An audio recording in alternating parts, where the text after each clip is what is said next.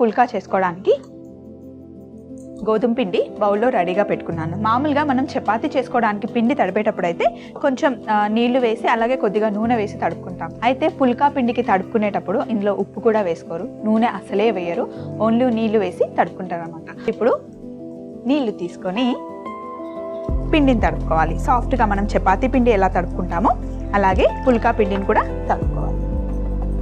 చక్కగా సాఫ్ట్గా పిండిని తడుపుకోవాలి. అయితే పిండి తడుపుకున్నాక ఒక 10 నిమిషాలైనా చక్కగా రెస్ట్ ఇవ్వాలి. పిండి తడిపేసుకున్నాం కదా, ఇప్పుడు దీన్ని లెక్కసి పెట్టి బౌల్లో నీళ్ళు అలాగే కాటన్ బట్ట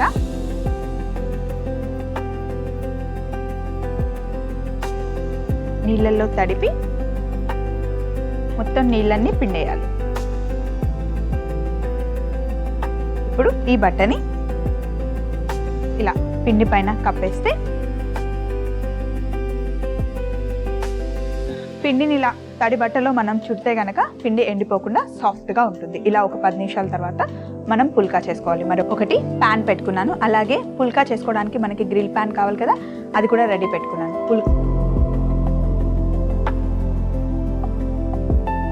మొత్తం సమానంగా రోల్ చేసుకోవాలి.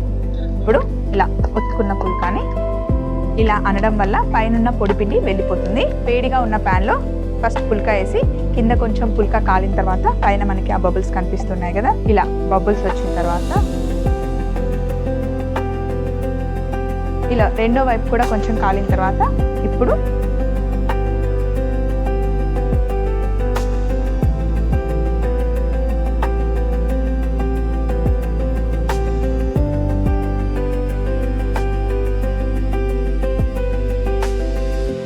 చక్కగా పుల్కా చేసినప్పుడు ఎప్పుడైనా పొంగాలి. ఇలా పొంగిన పుల్కాని ప్లేట్లోకి తీసుకోవాలి.